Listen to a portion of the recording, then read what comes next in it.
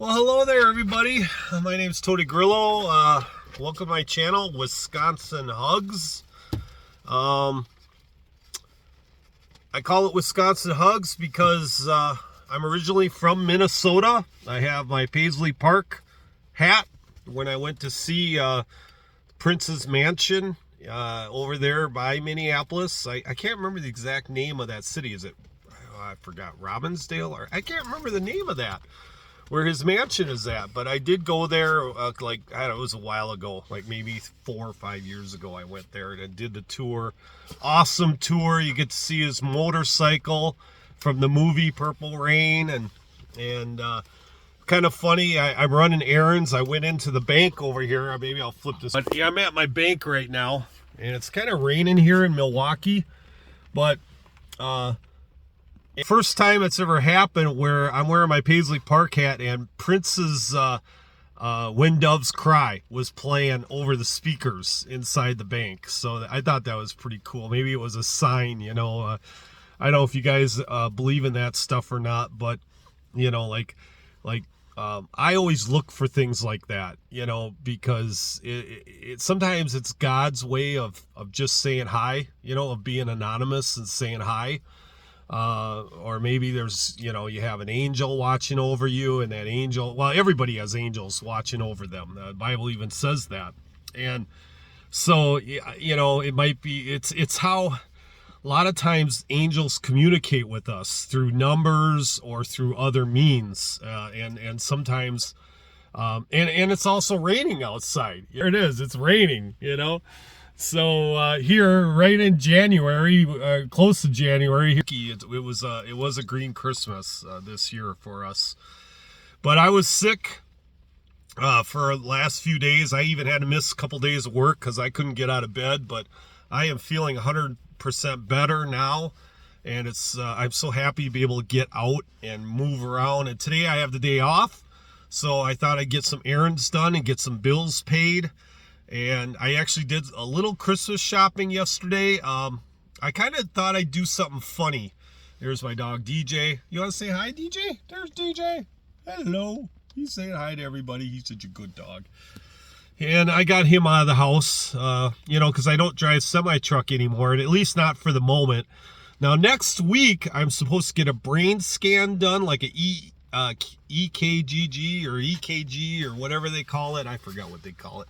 Anyways, they're gonna check my head to see if there's any more what they call like blood clots. There was when I had my stroke, I had a blood clot in the brain, and thank God when I was behind the wheel of a semi truck, I was in the parking lot at my customer's account in Appleton, Wisconsin. I was at McCain Foods, and I was at the shipping receiving office, and all of a sudden that's when I had I was sitting there in that parking lot parked, and that's when I had my stroke. And the people there, I was right in front of the office. Thank God I was in the office and I wasn't hiding behind the back of the store, because I was right there in front of everybody. And so they were like, why is this truck sitting here? You know, like it's sitting right in the middle of our office, you know, and people were coming up to me, and I don't know how long I blacked out, but I did. I totally blacked out. I was in pain. I bit my tongue, blood all over my face. I banged my head, I think, on a steering wheel. So I had cuts up here. And I remember when I had the stroke, I felt immense pain, and I looked at my dog and I thought, this is it. I'm gonna die. This is how I'm gonna die, right here. And I don't remember a lot about what happened there, but luckily I do remember somebody saying, hey, are you doing okay? Are you okay? And I said, no, I am not okay. So they're like, okay, I'm gonna call 911. And it was one of the guys that runs, you know, the yard truck.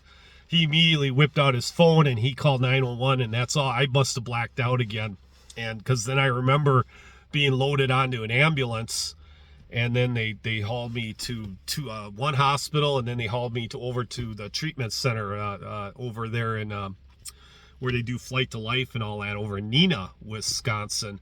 And I spent my Labor Day holiday, 4 days. I thought I was going to have a fun Labor Day weekend, partying with my family and my girlfriend and her family, drinking beers and having fun. And wound up spending 4 days in a hospital. I couldn't move my arm, and I couldn't talk very well, and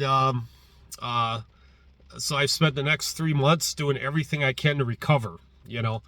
And about 2 months ago, I couldn't drive semi-truck because technically, legally, I can't drive at all because my because when you're a stroke person, you're not supposed to be able to drive at all. But until you get your head checked and get okay again by a doctor. So now this January 8th, I got to figure out when January 8th is. I'm supposed to go have my head scanned, and if they don't see any more blood clots or any potential for a blood clot, they could clear me, and legally I could go back to driving semi-truck again if I want to drive. But right now I've been working this Walmart job, and it seems to be going really well. I'm learning a lot about the other side of trucking. Like I was the guy that brought the goods to these stores, and now I'm on the other side. I'm the receiver now, and I'm learning all about the life of being a receiver and what the receivers go through, and inventory control and all that stuff. And I'm learning that side of the business, and there's a lot to it. I had no idea there was so much to that job, because you got to learn computer stuff. You got to learn, you got to deal with all these different vendors, and my Walmart is a pretty big Walmart. So I'm dealing with a lot of different vendors. Thank God I got a great group of people I work with, and they are teaching me, and they've been wonderful to work with. And I'm learning. I'm trying as quickly as I can to learn everything that I got to learn to do this job. And it's been going well. I enjoy the challenge. That was another thing too, is that, I was getting bored driving truck, tell you the truth. Because I've been doing it for 25 years. The only excitement in the job is when you got to deal with snowstorms, like you're driving in South Dakota, and the damn highway's ice skating rink, and you got to deal with these high winds that are whipping you all over the place. And you might have a light load, the heavier the load, the easier it is to drive a truck on bad weather, on ice roads. But if you got a light load and you got wind everywhere, you have a high probability of just the wind moving your trailer around sideways. And once you start jackknifing, it's over. You lose control of your truck. It's really hard to recover from that. And so that was my biggest challenge. And it's not kind of the challenge I really enjoy. There's one thing about having challenges in life that you enjoy. Then there's another thing when you have, challenges that aren't fun. And those are challenges that aren't fun. And luckily, unfortunately, not luckily, unfortunately, here living in Wisconsin, which you're by, Chicago, you're by these states, like you're by not too far from South Dakota, North Dakota, Minnesota. You got Wisconsin, you got Iowa underneath, you got Illinois, Indiana, and then you got Michigan, which is a pain in the ass state to drive a truck in. And Minnesota is also a pain in the ass state to drive a truck in. And North Dakota and South Dakota in the wintertime, they can be pain in the ass states. And Iowa's too also kind of a pain in the ass state to drive in. And Missouri can be challenging. Illinois can be a big pain sometimes. And Indiana also, especially on 80, 90, when you're driving that route, that's really close to the southern part of Lake Michigan. So any of those areas by Lake Michigan, especially on the other side of Lake Michigan, not so much on Milwaukee, because the water is warmer in the wintertime. So the temperatures are warmer in Milwaukee, like 10 to 15 degrees warmer in Milwaukee than it is in the rest of the state of Wisconsin because of Lake Michigan. But on the other side of Lake Michigan, that warmer weather creates a lot of snow. So, that southern part of Indiana, like Gary and all that area, that follows the highway 80 and 90 and 94 as it goes into Michigan, that area can get pummeled with snow and ice, especially ice, a lot of ice. And those roads are not fun to drive on at all.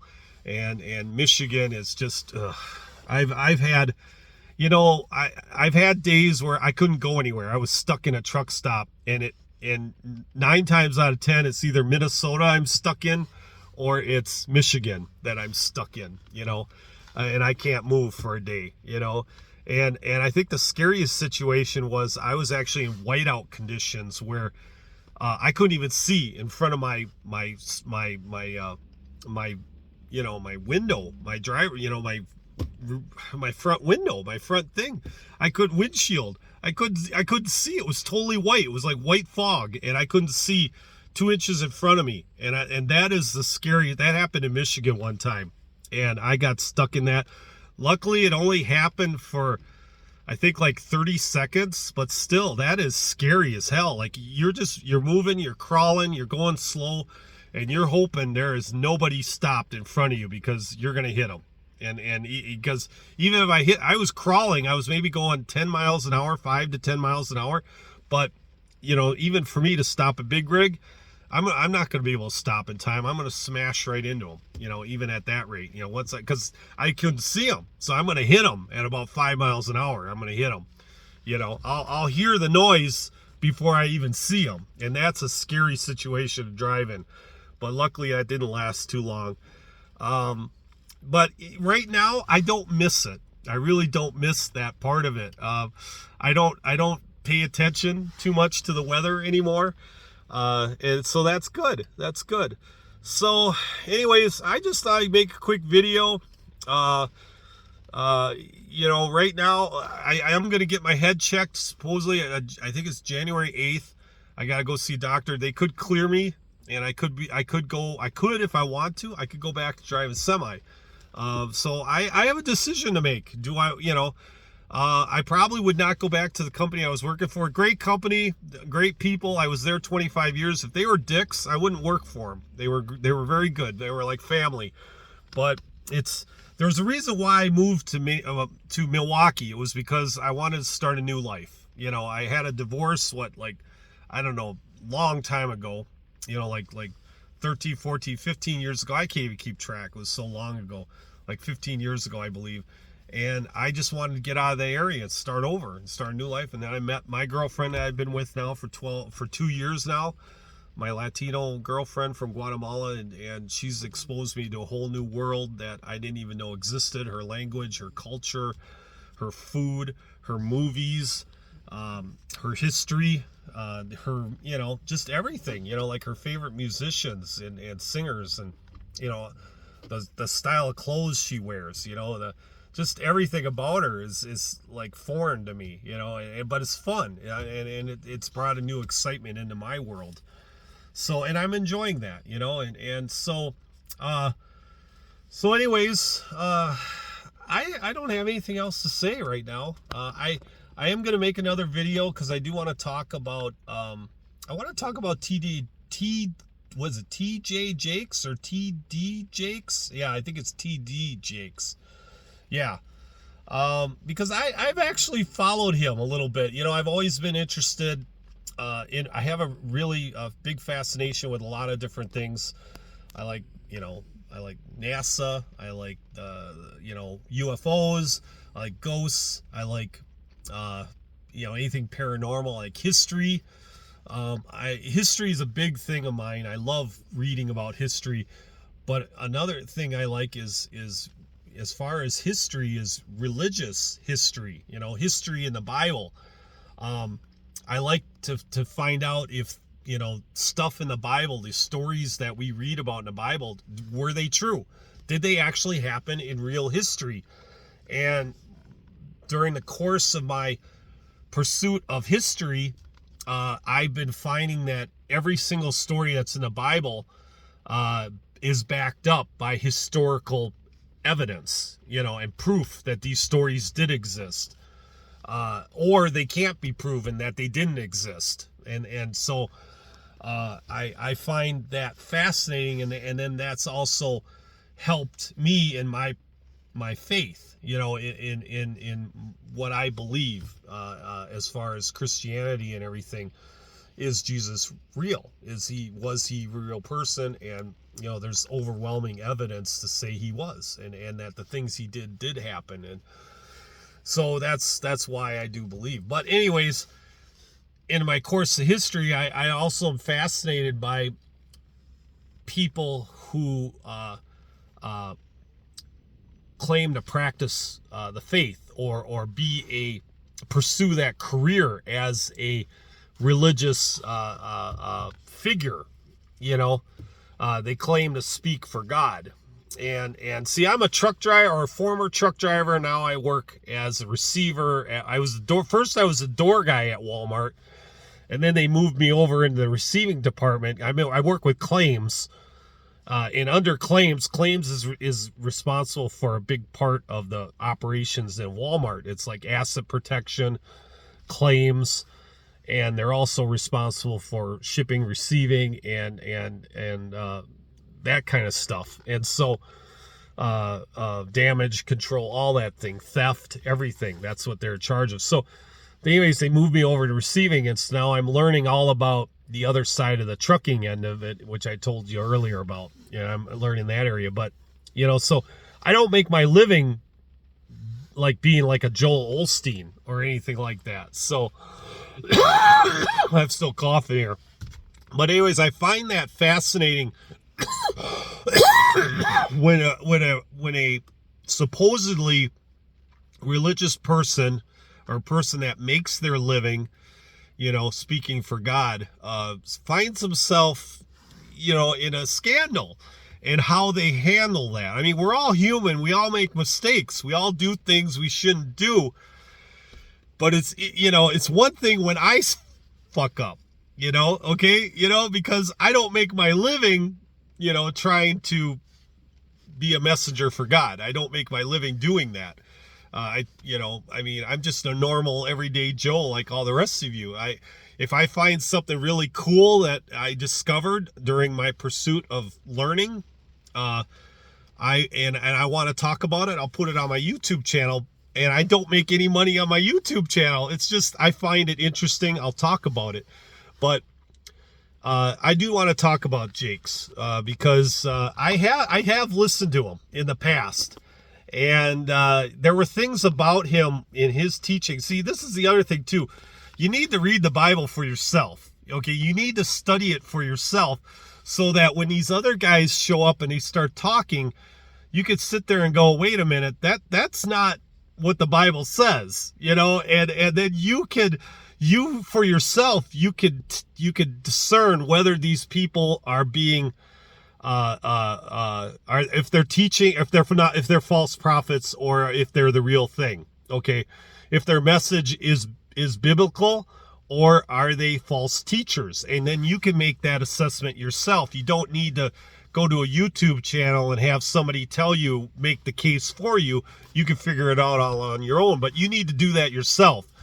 And that means you got to get off your butts and study some of this stuff, and waken those brain cells that are in your head, and get eager to learn about things, and learn about your history, and learn about what did Jesus really say about a lot, because he had a lot to say about everything, and pretty much every situation he had an answer for. Even in our daily lives now, he had pretty much an answer for everything, and he wasn't about persecuting people. He was about serving people, and when you serve people, you do it with a happy heart, and that was what he was about. And when you become, like, instead of being selfish and waiting for people to serve you and being unhappy because you're not being served the right way, you go and you serve people that need serving.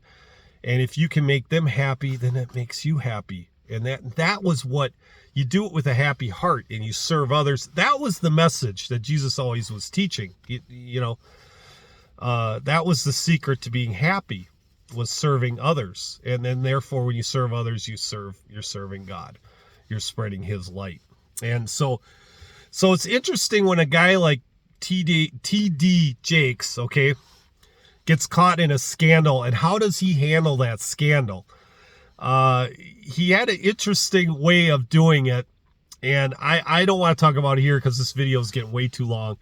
But I'm going to make another video, and I'm going to try to make it a really short one. I have nothing against the guy. I like the guy. I think he's funny. He's entertaining. He has good things to say. Some of his stuff is not right, though, okay? So I'm just going to tell you that right off the bat. And but, you know, he's not Jesus either, okay? So, but the problem is the guy is worth $20 million. So, and I'm not worth 20. In fact, I just got out of the bank and I'm like sitting there scratching my head like, okay, what bills can I pay and what am I not going to be able to pay, you know? And I would love to get my girlfriend a ring, you know, but where the hell am I going to come up with the money now that I'm not making truck driver wages anymore? Now I'm, you know, I took a huge pay cut, you know, not working at Walmart, but I needed to work at Walmart to see if I could even work anymore because of the stroke. So, you know, it's a kind of a circle there. But anyways, I'm going to talk about him. So, all right, everybody, have a great day. I've talked way too much, but I hope you have a great Christmas. Happy New Year's. Peace. Wisconsin hugs.